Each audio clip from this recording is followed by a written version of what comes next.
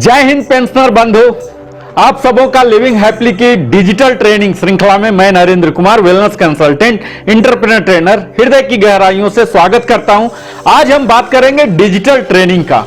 जैसा कि मैं समझ पा रहा हूं, senior citizen, super senior citizen के लिए एक बड़ा चुनौती है आज के युग में डिजिटल ट्रेनिंग को समझना। मोबाइल का, कंप्यूटर का, लैपटॉप का, टैब का, बैंकिंग के कई ऐसे प्रोडक्ट हैं जो कि डिजिटल प्रोडक्ट है, इन्हें समझना, उनका यूज करना, इन्हीं में सरलता, सुगमता आपको दिला सकूं, यही उद्देश्य है इस ट्रेनिंग का। तो आज मैं बात करूंगा डिजिटल ट्रेनिंग का, जो कि डिजिटल बैंकिंग पर आधारित होगा। तो सबसे पहले तो यह जान लीजिए कि आज के दिन यानी कि 16 अक्टूबर 2022 को एक प्रोडक्ट भारत सरकार के द्वारा, स्वयं प्रधानमंत्री के द्वारा लॉन्च किया गया है, जिसका नाम है डिजिटल बैंकिंग यूनिट, DBU, जो कि अमृत महोत्सव के 75वां वर्षगांठ पर 75 डिस्ट्रिक्ट में और 75 DBU को ओपन किया जा रहा है।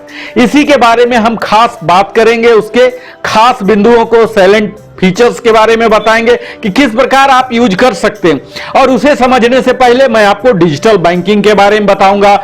डिजिटल बैंकिंग और ऑनलाइन बैंकिंग में क्या डिफरेंस है, क्या समानताएं हैं, क्या विभिन्नताएं, इन पर बात करूंगा। डिजिटल बैंकिंग के टाइप्स कितने होते हैं, इसके कंपोनेंट्स कौन कौन से तत्व हैं, और भारत में डिजिटल बैंक्स कौन कौन से हैं, इनके उदाहरण क्या क्या हैं, कौन कौन से चुनौतियां हैं और उनके समाधान किस प्रकार की जाती है। और इसके साथ ही मैं हर वीडियो के भांति बॉटम लाइन, जो हमारा कंक्लूडिंग थॉट्स होते हैं, यानी कि बोनस टिप्स होते हैं, वह तो साझा करूंगा ही। तो आइए हम वीडियो की शुरुआत करते हैं डिजिटल बैंकिंग यूनिट, DBUs को समझने के लिए। तो सबसे पहले तो यही जान लें कि DBU होता क्या है। तो DBU है डिजिटल बैंकिंग को वितरित करने के लिए उनके उत्पादों और सेवाओं को, यानी कि delivering the digital banking products and services. अब आप बोलेंगे कि हमें तो डिजिटल बैंकिंग ही नहीं मालूम है, तो डिजिटल बैंकिंग के क्या प्रोडक्ट सर्विस होते हैं ये हमें क्या पता। तो सबसे पहले यही समझ लीजिए कि डिजिटल बैंकिंग आखिर होता क्या है। तो यह एक अम्ब्रेला की तरह टर्म यूज होता है, जिसमें कि शामिल होते हैं सभी बैंकिंग एक्टिविटी जो कि परफॉर्म किए जाते हैं उनके टेक्नोलॉजिकल मींस के द्वारा, यानी कि कोई भी ऐसा हार्डवेयर होंगे, सॉफ्टवेयर होंगे, उनके द्वारा यह परफॉर्म किए जाते हैं। तो यह डिजिटल बैंकिंग तो अब पता चल गया।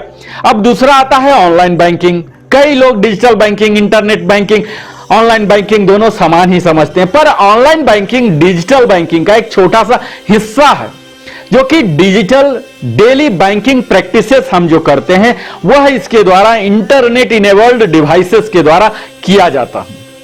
अब हम यह जान लें कि क्या क्या टाइप्स हैं डिजिटल बैंकिंग के, तभी आप डिजिटल पेमेंट्स वगैरह कर पा सकते हैं। तो आप देख ही पा रहे होंगे, आज किसी भी बैंक के, किसी भी शाखा के आप ग्राहक होंगे तो आपको बैंकिंग कार्ड्स दिए जाते हैं, तरह तरह के ATM कार्ड, डेबिट कार्ड। तो ये सब डिजिटल बैंकिंग के ही प्रकार हैं। इसके साथ ही USSD, जिसे कहा जाता है अनस्ट्रक्चर्ड सप्लीमेंट्री सर्विसेज डाटा, यह भी दिया जाता है। UPI, जो कि आज आम हो चुका है, पेटीएम, गूगल पे से सबको अब धूम्रपान, मद्यपान की वस्तु के लिए भी इस्तेमाल किया जा रहा है। तो यह यूनाइटेड पेमेंट जो इंटरफेस है, यह भी डिजिटल के ही एक टाइप में आते हैं। इसके साथ ही AEPS, आधार इनेबल्ड पेमेंट सिस्टम भी हैं, मोबाइल वैलेट्स हैं और पॉइंट ऑफ सेल मशीन्स हैं, POS आप देखते होंगे बड़े बड़े मॉल में, दुकान में, शोरूम में, ये सब मोबाइल बैंकिंग करते हैं, इंटरनेट बैंकिंग करते हैं। तो ये सब टाइप्स हैं आपके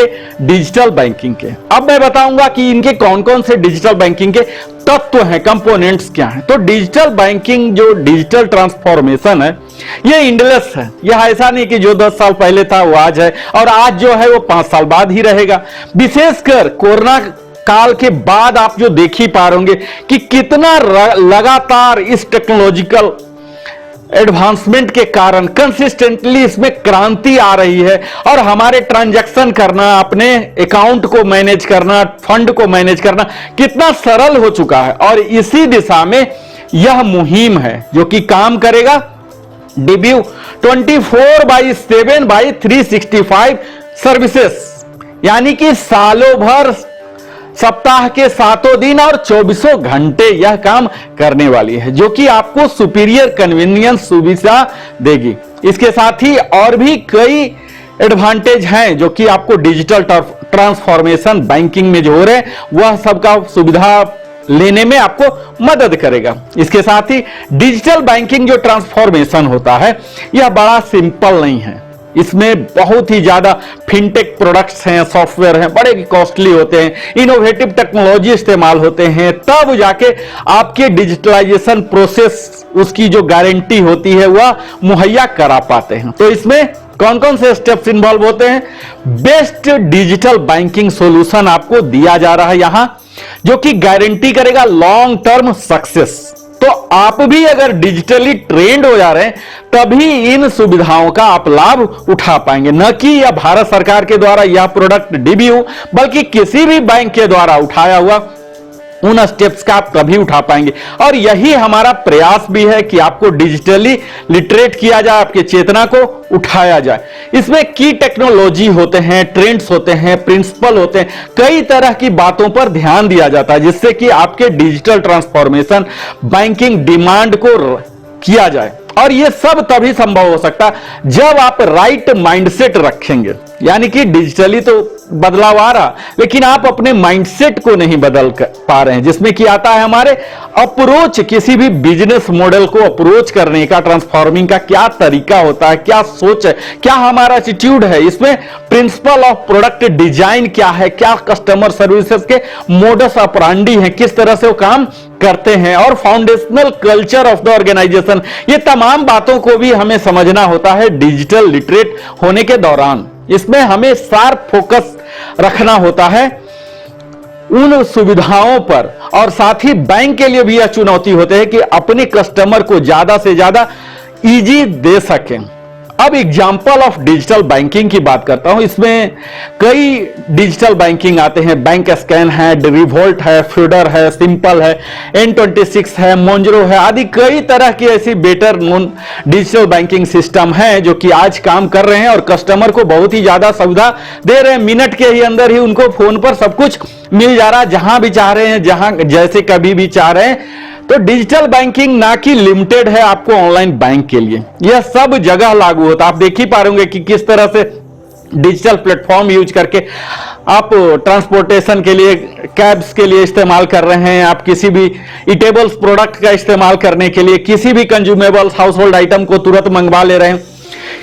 अब मैं विशेष बात करूंगा डिजिटल बैंकिंग यूनिट डीबीयू, जो कि इस वीडियो का केंद्रीय विचार है। यहां मैं बात करूंगा इनकी खास बिंदु पर, सेलिएंट फीचर्स डिटेल में।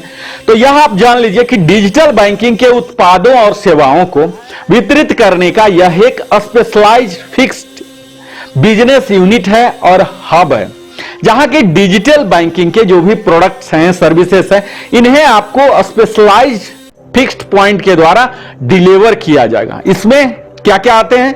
तो मिनिमम डिजिटल इंफ्रास्ट्रक्चर हैं, जो अवसंरचनाएं हैं, ये सब आपको रहेगा। जो मौजूदा वित्तीय उत्पादों जो कि आज अवेलेबल है और सेवाओं को डिजिटल रूप से सेवा प्रदान करना ही इनका प्रमुख उद्देश्य है। जो कि एग्जिस्टिंग फाइनेंशियल प्रोडक्ट है, सर्विसेज है, इनको डिजिटली आप तक पहुंचाया जा सके, जिससे कि आप सारे सुविधा का लाभ उठा सकें। और यह सेल्फ सर्विस स्वयं सेवा के द्वारा होता है और असिस्टेड मोड सहायता के लिए भी वहां रहेंगे, तो दोनों में है। यह ग्राहकों को किफायती और सुविधाजनक वित्तीय सेवाएं प्रदान करने में एक सक्षम माना जा रहा है, जहां की इफिशिएंट, पेपरलेस, सिक्योर्ड और कनेक्टेड इन्वायरमेंट दिया जा रहा है, जो कि कॉस्ट इफेक्टिव भी है और कन्वीनियंट फाइनेंशियल सर्विसेज आपको दे रहा है। तो यह डीबीयू जो है 75 डिस्ट्रिक्ट में और 75 डीबीयू को खोला गया है। तो इसमें कौन कौन से सर्विसेज अवेलेबल हैं यह मैं बता दूं। यह आपको मैं बता ही दिया कि 16 अक्टूबर 2022 को स्वयं आदरणीय प्रधानमंत्री ने इसका उद्घाटन किया है, जो कि ऑलरेडी बजट में अनाउंस कर दिया गया था। और यह अमृत महोत्सव के 75 वर्षगांठ को मद्देनजर रखते हुए 75 हर जगह मेंटेन किया गया है। इसमें variety of digital banking facility दिया गया है, जिसमें कि प्राइमरी प्रोडक्ट्स जो होते हैं किसी भी बैंक के, उनके सेविंग अकाउंट खोलने का, उनके बैलेंस चेक करने का, स्टेटमेंट लेने का, पासबुक प्रिंट करने का, फंड ट्रांसफर करने का, फिक्स्ड डिपॉजिट, आरडी, किसी तरह का इन्वेस्टमेंट करने के लिए, आपको पेमेंट स्टॉप कराना है, आपने चेक इशू कर दिया, यह सुविधा, लोन एप्लीकेशन मिल सकते हैं, नॉमिनेशन को बना सकते हैं, नॉमिनेशन को चेंज कर सकते हैं, क्रेडिट कार्ड, डेबिट कार्ड आदि को लिए अप्लाई कर सकते हैं, टैक्स पे कर सकते हैं, बिल पेमेंट कर सकते हैं। इस तरह की कई और भी तमाम सुविधाएं हैं जो कि इन डीबीयू में आपको मिलेगा। मैं वीडियो को और आगे बढ़ाऊं इससे पहले मैं आप सबों से विनम्र निवेदन करता हूं, आप हमारे चैनल को अवश्य ही सब्सक्राइब करें ताकि हमारे चैनल को भी आपकी तरह ही विकास और वृद्धि के, प्रगति और उन्नति के एक शुभ अवसर मिले। और जब लाइक करते हैं तो हमारा भी मनोबल बढ़ता है और हम और ज्यादा से ज्यादा अपनी टीम को रिसर्च पर लगाते हैं, एडिटिंग पर लगाते हैं, ताकि और वैल्यू एडेड वीडियो आपको लगाते हैं और अपने सगे संबंधियों के साथ भी साझा करें। तो यह जो डीबीयू है ये सेटअप किया जा रहा है एक ऑब्जेक्टिव के साथ, जिसमें कि आपकी सुविधा को, आपके लाभ को सुनिश्चित किया जा रहा है, जो कि हर नूक एंड कॉर्नर, हर गली चौराहे पर अंतिम जो यूजर है, इंड यूजर तक भी, यह देश के हर नागरिक तक यह लाभ पहुंच सके, जिसमें कि सभी स्टेट के, सभी यूनियन टेरिटरी में भी लागू होता है, जो कि मैं बताया ही एक कॉस्ट इफेक्टिव है, कन्वीनियंट एक्सेस है, इनहैंस्ड डिजिटल एक्सपीरियंस आप यहां ले सकते हैं सारे बैंकिंग प्रोडक्ट्स के, सर्विसेज के, ऑल अराउंड द ईयर। तो डिजिटल फाइनेंशियल लिटरेसी अगर आपको बढ़ाना है, अगर डिजिटल लिटरेट होना चाहते हैं, जो कि आज के लिए एक विकल्प नहीं, एक जरूरी हो चुका, अनिवार्य आप इसे मान सकते हैं, तो इसमें डीबीयू में एक स्पेशल इंफेसिस दिया गया है कि कस्टमर को एजुकेट भी किया जाए और विशेषकर उनके जो साइबर सिक्योरिटी अवेयरनेस जो होते हैं, उनके सजगता की कमी के कारण कई बार फ्रॉड में फंस जाते हैं, उन्हें भी सेफगार्ड करने के लिए कौन कौन से मैकेनिज्म लिए जाते हैं, इसके लिए भी प्रशिक्षित भी करना है। यह जो डीबीयू है ये यूनियन बजट जब 2022-23 में तत्कालीन वित्त मंत्री ने जो अनाउंस किया था, उसी के दौरान यह 75 डीबीयू की बात की गई थी, जिसमें सफिशिएंट, प्रचुर मात्रा में डिजिटल मैकेनिज्म को रियल टाइम असिस्टेंट के लिए ऑफर किया जा रहा है, जिससे कि इसमें कस्टमर की जो शिकायत है, कस्टमर ग्रीवियंसेस है, चाहे बिजनेस के दौरान या सर्विसेज के दौरान, इसको भी एड्रेस किया गया, यानी कि शिकायत करने की भी सुविधा डीबीयू में दिया गया है, जो कि डायरेक्टली या तो है या फिर थ्रू बिजनेस फैसिलिटेटर या करस्पॉन्डेंस के द्वारा भी हो सकता है, ऑनलाइन भी है। तो यह सेंट्रल गवर्नमेंट के मिशन है जो डिजिटल इंडिया, उस मिशन के मुहिम के तहत यह डीबीयू योजना है, जो कि इजीली एक्सेसिबल फाइनेंशियल सर्विसेज को मुहैया करता है ताकि सभी नागरिकों के पास यह पहुंच सके डिजिटली अक्रॉस सभी ज्योग्राफी में, पूरे भारत के कोने कोने तक यह पहुंच सके और बैंकिंग के जो इंफ्रास्ट्रक्चर है उसको और बेहतर कर सके। इस मुहिम में करीब 11 पीएसबी यानी कि नेशनलाइज्ड बैंक और 12 प्राइवेट बैंक और एक स्मॉल फाइनेंस बैंक, इसके जो लघु हैं ये भी, यानी कि 24 संस्थाएं टोटल इसमें शामिल हैं। ये सबको दिया गया है डिजिटल बिजनेस यूनिट स्थापित करने के लिए असाइन किया गया है और यह सुनिश्चित क्या करेगा, तो आपका लाभ हो, डिजिटल बैंकिंग की सुविधा सबको मिले। जैसा कि हमने बताया ही, पीएम स्वयं किए हैं ऑनलाइन। इसमें इस 75 में जम्मू एंड कश्मीर, जहां की ज्यादा डेवलपमेंट नहीं हो पाता था, अब वहां भी हुआ है और जम्मू एंड कश्मीर के बैंक के द्वारा ये 2 वहां भी दिया गया है डीबीयू, जो कि वीडियो कॉन्फ्रेंसिंग के द्वारा ही उद्घाटन किया गया।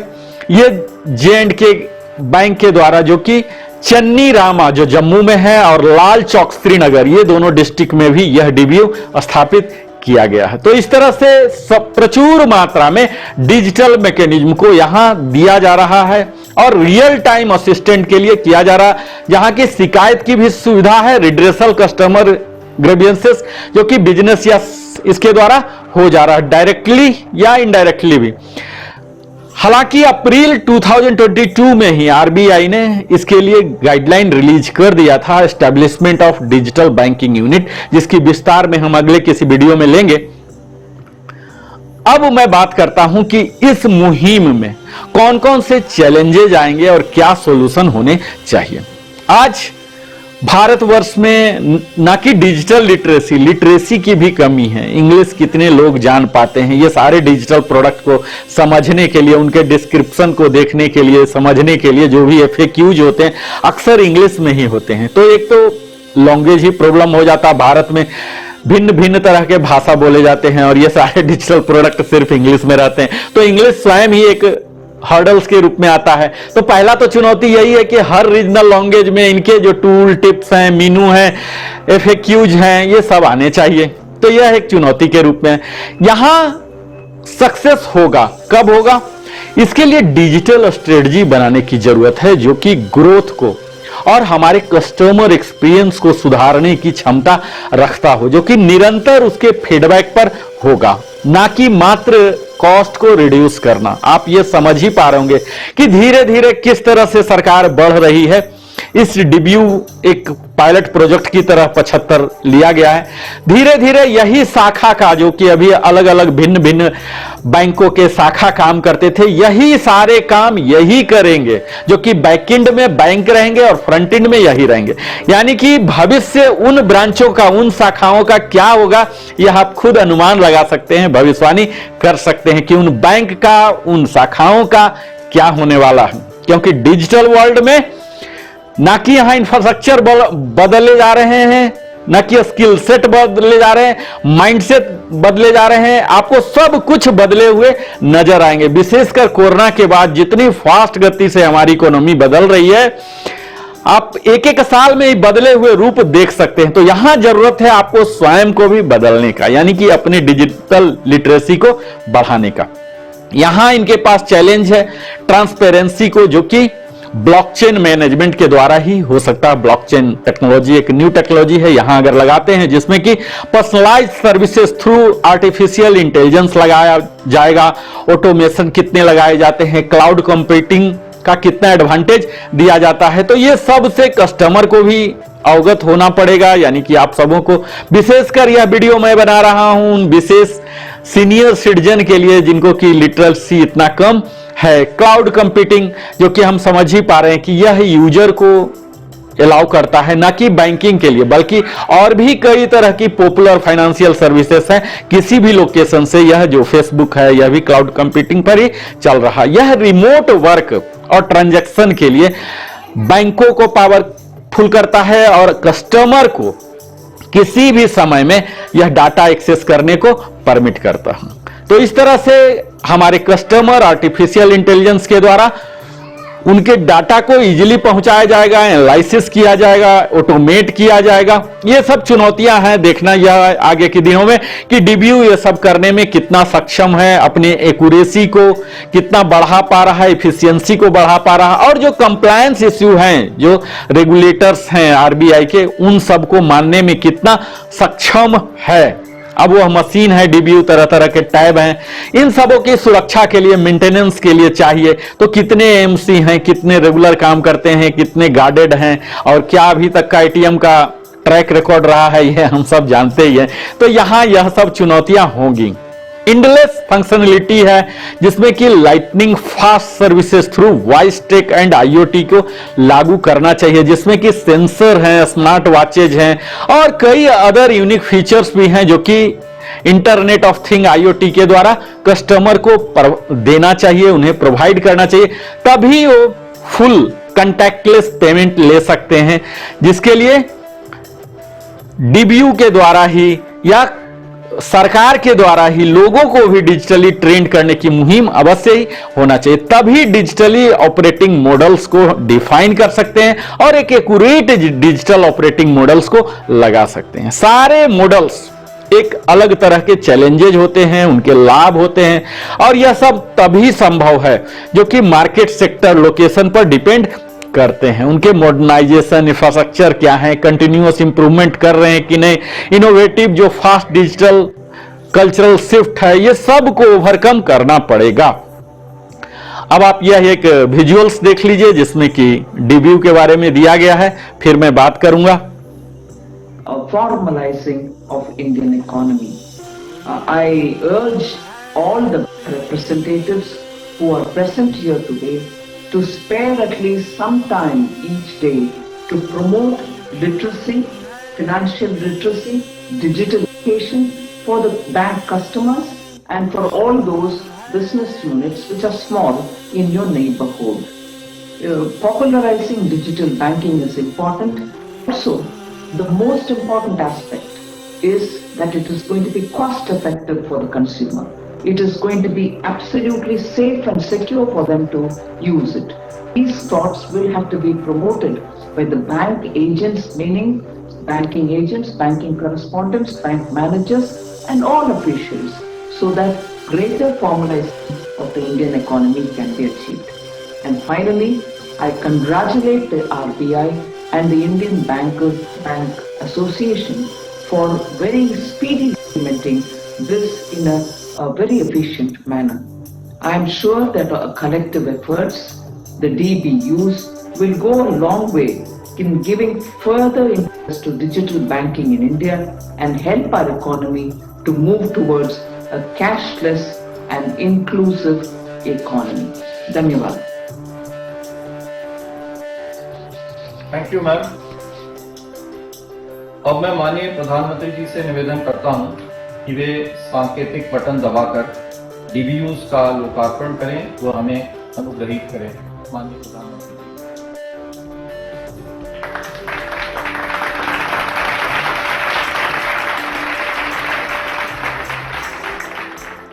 टेक्नोलॉजी का सही इस्तेमाल पूरी मानवता के लिए कितना क्रांतिकारी है, इसका उदाहरण भारत ने डिजिटल इंडिया अभियान के तौर पर पूरे विश्व के सामने रखा है। माननीय प्रधानमंत्री श्री नरेंद्र मोदी जी के नेतृत्व में डिजिटल इंडिया का संकल्प आज देश को नित नई ऊंचाइयां प्रदान कर रहा है। 8 वर्षों की यह यात्रा देश की जनता के लिए अनेक सुविधाओं को लेकर आई है। आजादी के 7 दशकों तक भी गरीबों के लिए बैंक अकाउंट सुलभ न होने से लेकर पिछले सिर्फ 8 सालों में 47 करोड़ जनधन खाते खुलने की ये यात्रा, हर सुविधा के लिए लाइन लगाने से लेकर जनधन, आधार और मोबाइल की ट्रिनिटी से एक मजबूत डिजिटल वित्तीय इकोसिस्टम की ये यात्रा, कुछ 100 स्टार्टअप से लगभग 80,000 स्टार्टअप्स की ये यात्रा प्रधानमंत्री श्री नरेंद्र मोदी जी के विजन के अनुसार लगातार आगे बढ़ रही है, जहां लक्ष्य सिर्फ एक है, तकनीक का लाभ देश के अंतिम व्यक्ति तक पहुंचे। आजादी के अमृत महोत्सव में माननीय प्रधानमंत्री श्री नरेंद्र मोदी जी के विजन के अनुरूप गो डिजिटल के उद्देश्य के साथ देश के हर कोने में देश के हर व्यक्ति को डिजिटल तकनीक के माध्यम से सभी बैंकिंग सुविधाएं देने के लिए साकार हुई है digital banking unit. Digital banking unit में बैंकिंग से संबंधित सभी कार्य पूरी तरह डिजिटल माध्यम से कागज रहित यानी पेपरलेस, सुगम और सुरक्षित रूप से करने की सुविधा दी जाएगी। डिजिटल बैंकिंग यूनिट्स में सेल्फ सर्विस जोन के अंतर्गत इंटरनेट बैंकिंग की सुविधा, डिजिटल सेवाओं के लिए टैब, ई-केवाईसी या वीडियो केवाईसी का उपयोग करके खाता खोलने की सुविधा, महत्वपूर्ण बिलर्स द्वारा बिल भुगतान की सुविधा, एंड टू एंड लोन की पूरी कागज रहित और सुगम सुविधा के साथ साथ सरकारी योजनाओं का लाभ उठाने हेतु सभी सुविधाएं उपलब्ध रहेंगी। ये सेल्फ सर्विस जोन साल के 365 दिन और दिन के 24 घंटे सेवा में रहेंगे। वहीं दूसरी ओर डिजिटल असिस्टेंस जोन में ग्राहकों की ऑनबोर्डिंग, डेबिट कार्ड जारी और अनब्लॉक करना, मोबाइल बैंकिंग और इंटरनेट बैंकिंग सहायता, ग्राहक शिकायतें और शिकायत प्रबंधन, सावधि और आवर्ती जमा खाता खोलने की सुविधा, ग्राहकों के लिए mobile banking, internet banking, debit card, credit card और फास्टैग हेतु डिजिटल किट, और साथ ही व्यापारियों के लिए यूपीआई, क्यूआर कोड, भीम, आधार, पीओएस के लिए डिजिटल किट जैसी सुविधाएं उपलब्ध रहेंगी। डिजिटल बैंकिंग यूनिट देश के डिजिटल क्रांति में एक महत्वपूर्ण हिस्सा बनेगा और देश की जनता को सुगम, सुरक्षित और कागज रहित बैंकिंग का अनुभव देकर देश में डिजिटल बैंकिंग के प्रयोग को बढ़ावा देगा। इस विश्वास के साथ इस महान देश और हर भारतीय पर इस स्वर्णिम अवसर पर माननीय प्रधानमंत्री श्री नरेंद्र मोदी जी द्वारा डिजिटल बैंकिंग यूनिट्स समर्पित है।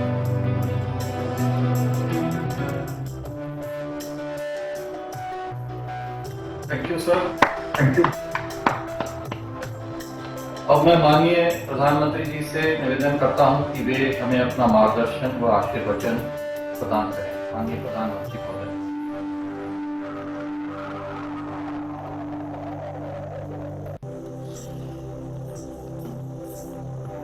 वित्त मंत्री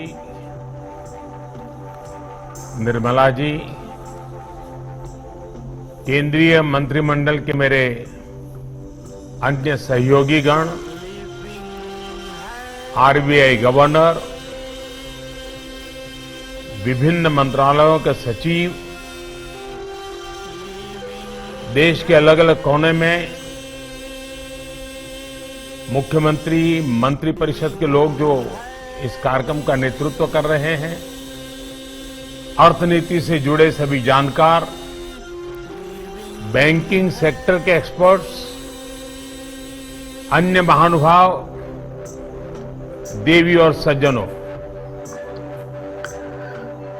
अब आप बॉटम लाइन के रूप में जो हमारे कंक्लूडिंग थॉट है यह देख लीजिए कि इसमें कोई दुविधा नहीं है, कोई संशय नहीं है कि जो डिजिटल ट्रांसफॉर्मेशन है बैंकिंग में, यह बिना रिस्क के नहीं होगा। रिस्क तो होना ही है। कई लोग अपने ओटीपी शेयर कर देते हैं, एटीएम पिन शेयर कर देते हैं, अपने यूजर क्रेडेंशियल जो कि उनके पासवर्ड हैं, यूजर आईडी हैं, ये सब शेयर कर देते हैं या इस तरह से रखते हैं कि कोई और भी ले लेते हैं। तो एक केयरफुल प्लान आपके द्वारा बनाना पड़ेगा, तभी आपके डिसरप्शन को जो एग्जिस्टिंग बिजनेस प्रोसेस में है यह आपको मदद करेगा। तभी प्रॉपर इनोवेशन जो है, नवाचार, इन सबों का सेफली और सीमलेसली आप लाभ उठा सकते हैं। तो यहां कुछ जोखिम है, इस जोखिम को आप जरूर, हर बैंक अपने कस्टमर को सदैव आगाह करते रहता है कि आप किसी के साथ ओटीपी, पासवर्ड शेयर नहीं करें। डिजिटल ट्रांसफॉर्मेशन जो है डिसरप्टिंग है फाइनेंशियल सर्विसेज इंडस्ट्री के लिए।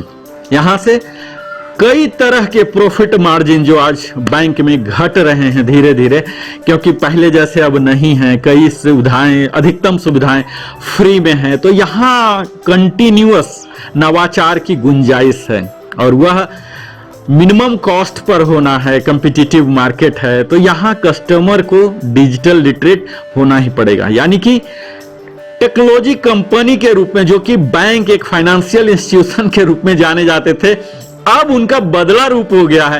अब वो एक टेक्नोलॉजी कंपनी के रूप में, जैसे कि मोनोसेप्ट हैं और कई तरह की ऐसी हैं जो कि बैंक से टेक्नोलॉजी कंपनी के रूप में हो गए। अल्टीमेटली वो टेक्नोलॉजी प्रोडक्ट ही दे रहे हैं अपने सर्वर के द्वारा, प्रोडक्ट डिजाइनिंग के द्वारा, रेदर मैन पावर के द्वारा। तो ये पैराडाइम शिफ्ट जो हो रहा है, इसका अगर लाभ लेना चाहते हैं तब आपको डिजिटल लिटरेट होना ही पड़ेगा, क्योंकि यह तो टेक्नोलॉजी रुकेगा नहीं, यह तो डिजिटल मुहिम की तरह वर्ल्ड ही जा चुका है, ग्लोब जा चुका है। तो आपको भी जाना पड़ेगा और इस डिजिटल ट्रांसफॉर्मेशन के हिस्सा बनने के लिए आपको मैं ढेर सारी शुभकामनाएं देता हूं। और आप कमेंट के द्वारा लिख सकते हैं कि आपको पार्टिकुलर क्या समस्या आ रही है, ताकि उस समस्या को डील करते हुए मैं अगला वीडियो बनाऊं। आप निरंतर अपने जीवन का बहुमूल्य समय हमारे साथ Narendra Kumar wellness consultant, entrepreneur trainer के साथ बिताते हैं, इसके लिए दिल की गहराइयों से बहुत बहुत धन्यवाद। अगले वीडियो में मिलता हूं फिर नए विषय पर। तब तक विनम्र निवेदन करता हूं, अगर आप पहली बार आए हैं हमारे चैनल को अवश्य ही सब्सक्राइब करें, ताकि प्रगति और उन्नति का अवसर मिले। लाइक करें, अपने सगे संबंधियों के साथ भी साझा करें। बहुत बहुत धन्यवाद, फिर मिलता हूं।